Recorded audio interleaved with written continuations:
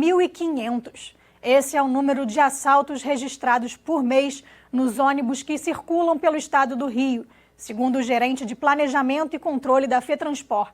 Na quarta-feira, as comissões de Transporte e Segurança da Alerj realizaram uma audiência pública conjunta para debater a segurança nos transportes públicos. Segundo o Guilherme da Conceição, o número de assaltos em ônibus cresce a cada ano.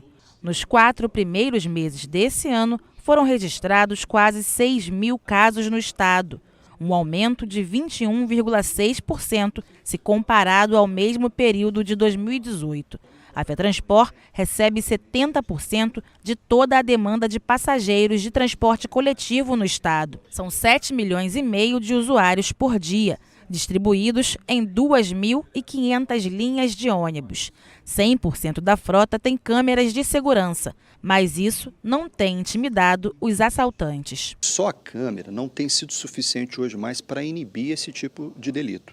Nós precisamos ter inteligência, nós precisamos ter essa proximidade, que eu acho que foi o objeto aqui da audiência pública, reaproximar os operadores, reaproximar a sociedade civil organizada.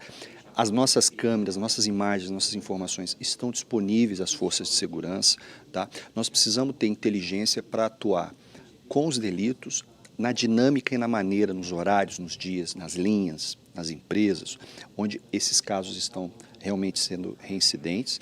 E a gente já observou também que esses delitos são cometidos muitas vezes pelas mesmas pessoas. O presidente da Supervia também falou das dificuldades de segurança nas estações. Entre os principais problemas está o baixo efetivo de agentes no local. Segundo José Carlos Prober, o antigo batalhão ferroviário chegou a ter 400 seguranças, mas após ser rebaixado o agrupamento ferroviário, passou a contar com apenas 80. Através do pagamento do PROEIS, conseguiram mais 20 agentes da Polícia Militar, mas esse efetivo ainda é pouco para dar conta da demanda. E esses 80, eles trabalham em escala, então na verdade você só tem 22 homens por turno trabalhando na Supervia. Esse é o grande ponto nosso, que eu acho que se fosse melhorado, se a gente voltasse a ter a presença massiva da Polícia Militar, ia melhorar muito a questão de segurança da Supervia. O caso do metrô já é diferente. Segundo o diretor de operações da empresa, o ambiente é seguro. São 500 agentes de segurança e 700 auxiliares. O número de ocorrências é baixo, 1 por milhão de passageiros. E o nível de elucidação de casos é alto, por causa do grande sistema de segurança. Nosso resultado está entre os melhores resultados dos metrôs ao redor do mundo. Como é que funciona esse processo? Nós temos quase 500 agentes de segurança que são alocados especificamente nas estações. Temos ainda 700 pessoas que trabalham indiretamente na segurança, como condutores de trens e auxiliares de estação. Então todo o sistema é monitorado, nós temos mais de 1.800 câmeras disponíveis no sistema, com baixíssimo número de ocorrências. E quando elas acontecem, na grande parte, elas são elucidadas em função da interface que nós temos com a Polícia Militar. O presidente da Comissão de Segurança, deputado delegado Carlos Augusto, disse que é importante integrar os serviços de transporte com as polícias. E a abertura desse caminho foi o principal objetivo da audiência. Nós estamos aqui procurando unir as peças.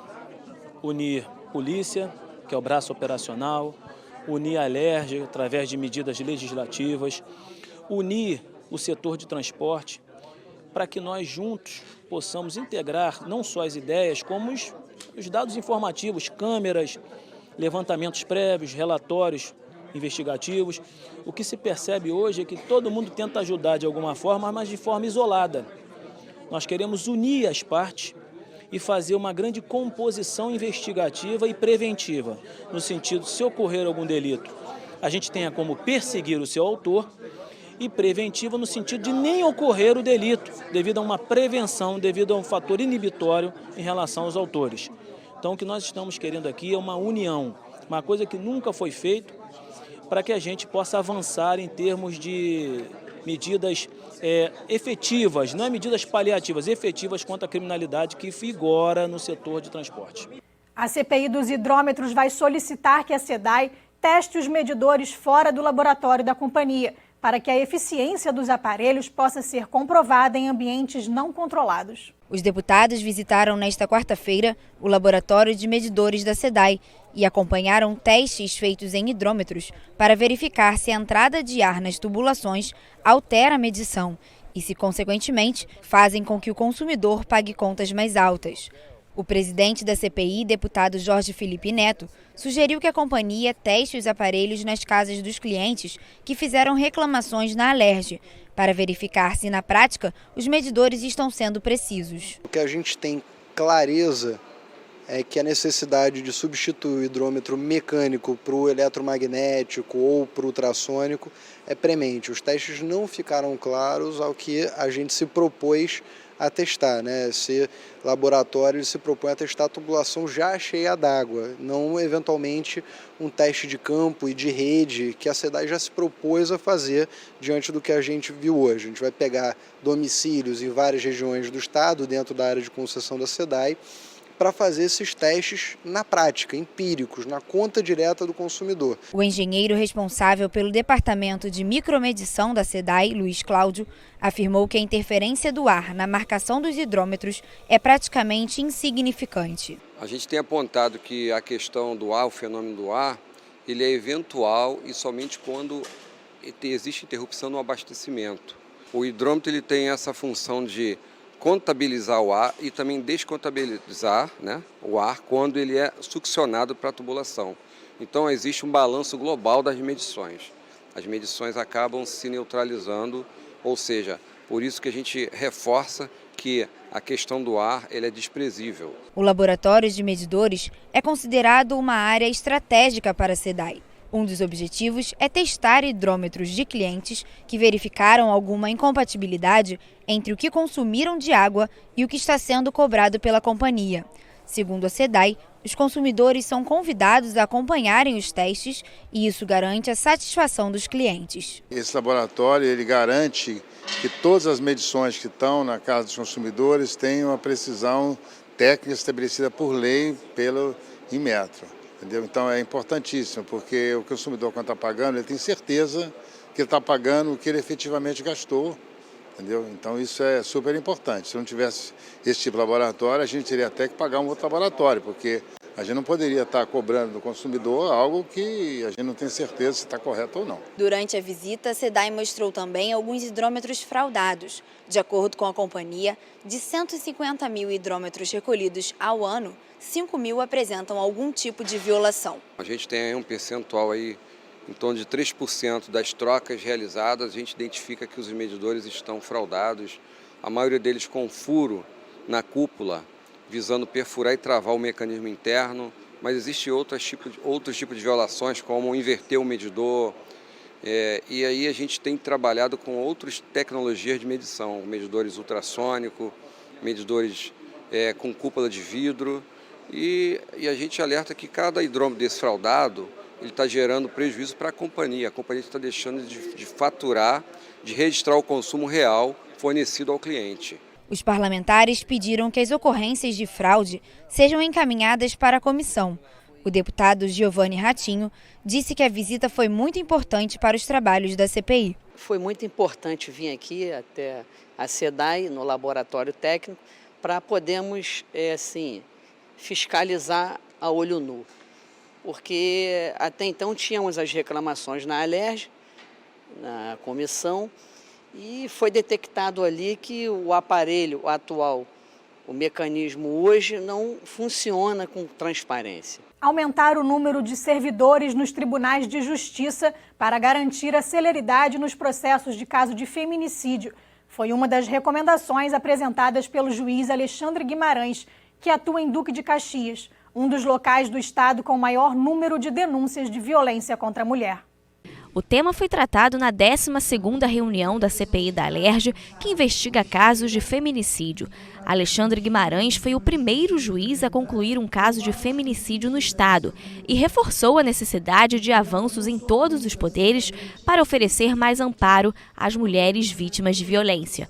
Entre as sugestões para o judiciário está a diminuição no processo burocrático para análise dos processos, além da capacitação dos servidores que atuam nos tribunais. Nós estamos tratando de direitos fundamentais, de direitos humanos, e é necessária uma atenção redobrada também por parte das administrações, dos tribunais de justiça de todo o país, no enfrentamento dessa situação, equipando os juízos com um número maior de servidores treinados, especializados na área criminal, para que a prestação jurisdicional seja prestada de maneira célere e eficaz. De acordo com o Atlas da Violência publicado este ano, houve um aumento do número de homicídios femininos no Brasil. São 13 assassinatos por dia. Crimes dentro de residências, com o uso de arma de fogo e a vítima uma mulher negra, é o cenário com mais ocorrências no país. A violência contra mulheres é, de fato, um dos crimes que são mais subnotificados, não só no Brasil como no mundo, né?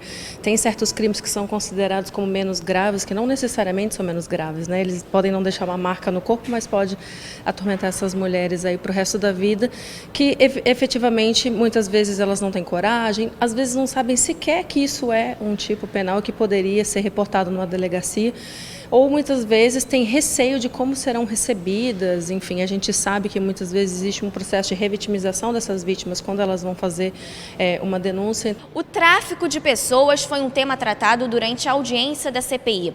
Isso porque, de acordo com dados da Polícia Federal, as mulheres são os principais alvos deste tipo de crime.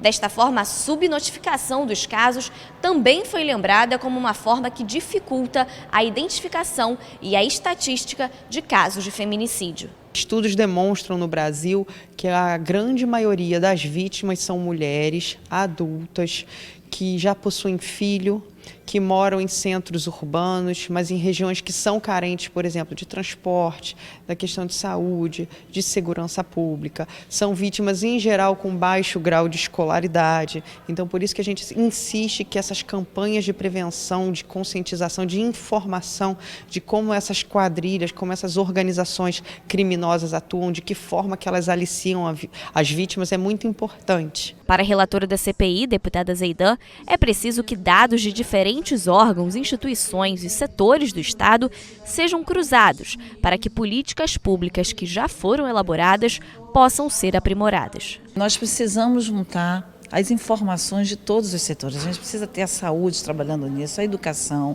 né, trabalhando com os institutos de estatística, com o ISP, enfim, com o próprio Instituto Igarapé, para que a gente possa formular esse corte de gênero. Então, seja na questão do tráfico de pessoas, seja nos dados que são tipificados, né, os crimes que são tipificados em relação aos crimes de feminicídio. Policiais querem a inclusão dos índices de roubos e furtos de cargas no Sistema Integrado de Metas do Governo do Estado. Na quinta-feira, a Frente Parlamentar que trata do tema ouviu representantes de aeroportos. O Sistema Integrado de Metas contempla, com premiações semestrais e individuais, os profissionais de segurança pública por produtividade, ações integradas e boas práticas, e que cumprem metas para os indicadores estratégicos de criminalidade. Segundo o delegado da Delegacia de Roubos e Furtos de Cargas, esse tipo de crime representa uma perda financeira significativa para empresas e transportadoras. Os estados de São Paulo e Rio de Janeiro concentram a maior incidência desse tipo de crime, 84%. O delegado informou que, através de ações coordenadas, o Rio vem conseguindo diminuir a quantidade de roubos de cargas. No primeiro semestre de 2018, foram registrados 4.500 casos. Já nesse ano, foram 3.500, uma redução de mais de 20%. Ele falou sobre a importância da inclusão no sistema de metas do governo do estado como um incentivo para os policiais. Seria essencial que no plano de metas seja incluído o roubo de cargas, para que quando o policial vá verificar quais são as prioridades do estado, esteja lá também o roubo de cargas. Quando eles conseguem bater as metas, recebem uma certa gratificação. É um estímulo para que o policial combata os crimes mais relevantes para o estado. Segundo os representantes dos aeroportos Galeão e Santos Dumont, casos de roubos e furtos de carga são muito raros nos locais. O problema está no entorno. O Galeão não registrou nenhuma incidência dentro do aeroporto. Já o Santos Dumont registrou uma ocorrência de furto, uma tentativa de furto e um roubo esse ano. Para o gerente de segurança do Santos Dumont, é importante uma maior integração entre as polícias e maior disponibilidade de agentes no local. Fazemos um trabalho em conjunto para poder pedir um reforço de patrulhamento ostensivo, de presença do poder público, no caso especialmente da Polícia Militar do Estado do Rio de Janeiro, para poder intensificar a presença da polícia naquela localidade, principalmente nos horários de troca de turnos, horários que a gente percebeu que há muita interferência de chegada de materiais, artigos com um alto poder agregado. O vice-presidente da Frente Parlamentar de Enfrentamento ao Roubo e Furto de Cargas no Estado disse que debater a segurança dos aeroportos e entorno é fundamental. Todos esses esforços que a nossa frente vem fazendo são para que o consumidor final, que a população, tenha um resultado positivo, não só em geração de emprego, mas também no poder de compra. E isso inclui também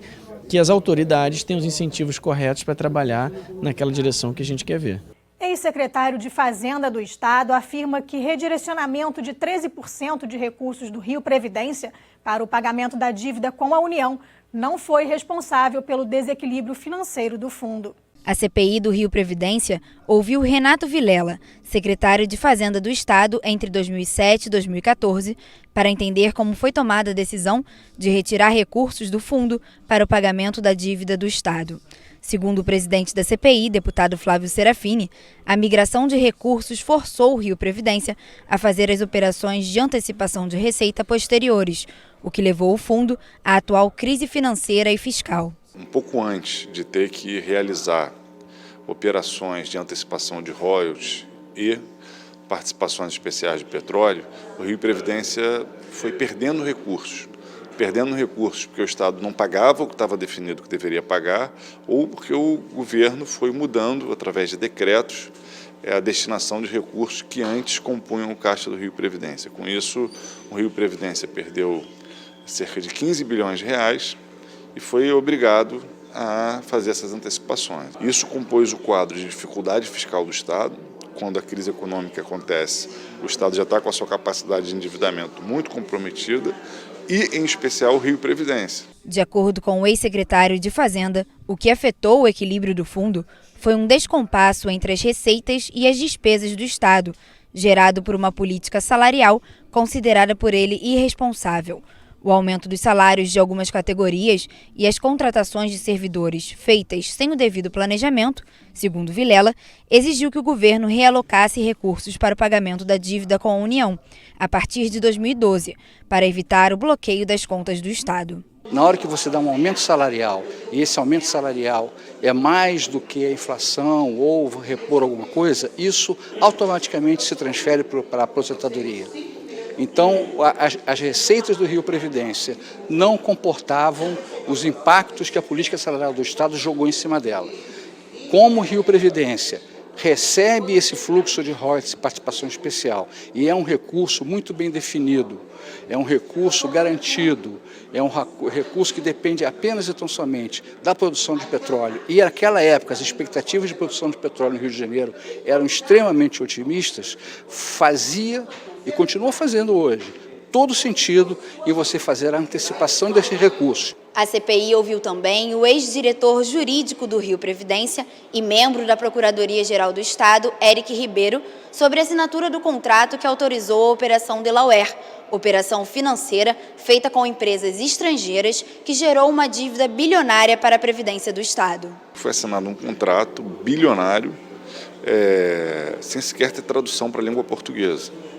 O procurador hoje disse que alertou o presidente do Rio Previdência sobre isso. Em reunião passada, o presidente do Rio Previdência disse que assinou com aval do procurador. Como não houve sequer um documento que comprove se falou ou não falou, a gente entende que os dois acabam sendo corresponsáveis por um ato que contraria a legislação brasileira, que nega a transparência necessária a todos os documentos e ações do poder público no Brasil. O procurador alegou que foi feita uma advertência ao Rio Previdência sobre a existência de cláusulas que protegiam o investidor, mas nenhum termo do contrato dava a mesma segurança ao Estado. mas lembrou que não cabia à Procuradoria emitir opiniões sobre as negociações feitas pelo governo, apenas verificar se o contrato era judicialmente viável. No caso específico aqui que a gente estava debatendo hoje, era uma cláusula que previa o aumento da taxa de juros no caso de queda substancial ou no preço do barril de petróleo ou na produção de petróleo, que são os fatores que influenciam a arrecadação de royalties. Então, como a arrecadação de royalties ficou muito baixa em determinado período, essas cláusulas foram atingidas e isso levou a um aumento da taxa de juros. Foi negociado e, como eu disse, imagino que tenha sido analisado. Isso é uma proteção para o investidor, é compensada com uma diminuição no preço original do contrato. Agora é o momento de conferir as dicas do nosso guia cultural. Na região serrana do Rio, Petrópolis se prepara para a 30ª Bauerfest, a festa do colono alemão. É a segunda maior festa da cultura alemã no país e vai trazer muita cerveja, comidas, músicas e danças típicas. O evento este ano acontece entre os dias 14 e 30 de junho no Palácio de Cristal e nos arredores do centro histórico da cidade imperial. A entrada é de graça e a expectativa é de receber mais de 350 mil pessoas. No dia 21 de junho vai rolar a Aurê no Sesc Madureira, com o propósito de levar boa sorte, bênçãos e prosperidade a todos através da música. O grupo Aurê exalta a influência africana e busca contribuir para a formação da identidade carioca. O show começa às 5 da tarde e a entrada é de graça.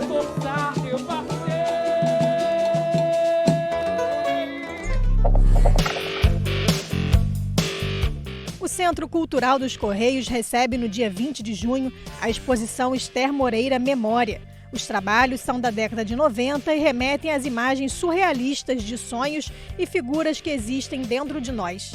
A entrada é de graça.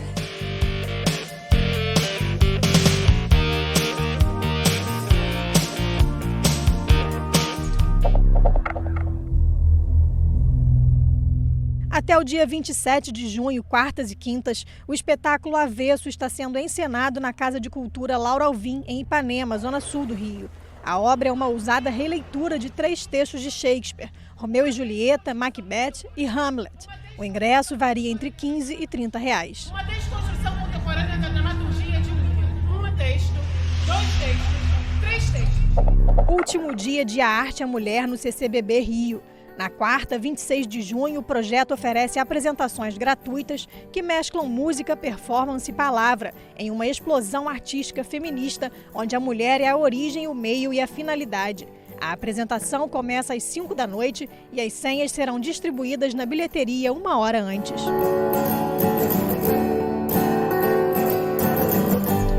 O Centro Cultural Fundação CSN leva o público para uma viagem nostálgica e afetiva ao universo dos jogos eletrônicos.